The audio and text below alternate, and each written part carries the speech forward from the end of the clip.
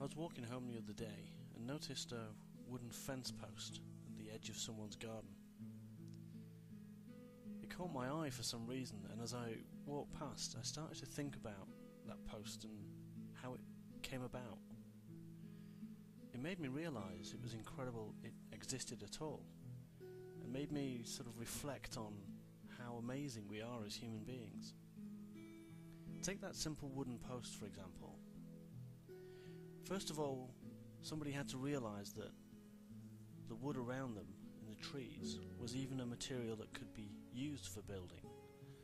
Then they would have had to think about how to shape the wood, how to cut the wood, think about the geometry of the wood, the size, in order to turn it into something as simple as a fence post.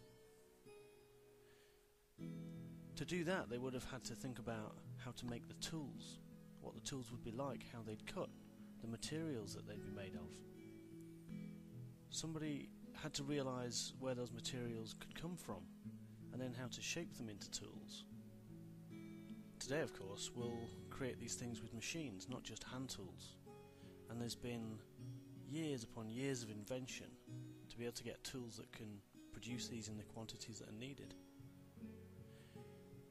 Someone along the lines would have had to think about how to manage the woodlands where all this wood was coming from, how to transport it, how to package it and get it out to people that would then just put them in their gardens.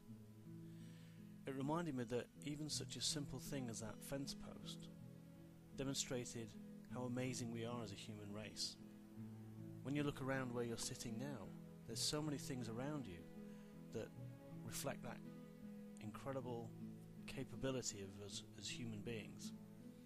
Maybe it's the furniture or the building you're in, the fact that it's decorated, maybe you have pictures on the walls, electric lights and heating or air conditioning. You've got a computer in front of you, you've got a stereo in the corner. There's so much human creativity and ability, and all of this came about because we as individuals, we as human beings, decided to collaborate with each other, to help and support each other, just so that we could become the best we could become. The problem is, we're forgetting who we are. We sit in front of the TV every night and just soak up anything that's on there. Maybe we go on the computer and sit in front of YouTube and other websites and just let video games and online media entertain us. When we go to work, we just join the thousands of other people commuting mindlessly to work, thinking that's what we need to do every day. And then when we're not doing that, we join thousands of other people just shopping and buying stuff that we don't need, thinking it's important to keep going out there every weekend and shop. We chase money, more and more money all the time, so that we can go shopping, and that's why we have to go to work, so we can get more and more money. And when we don't have enough money, we still want to keep buying, we still want to keep spending, so we just go get credit cards and other forms of credit like bank loans. And this cycle just goes on and on. We're working hard, we're trying to get money, we're getting in debt, we're spending more money, and this system, we don't realise that this system has been set up. The game is rigged against us, and we're trained and conditioned to think that this is the way that we need to live our lives. And if it is, then who's training and who's conditioning us? We need to wake up to the reality that the world is not as it seems.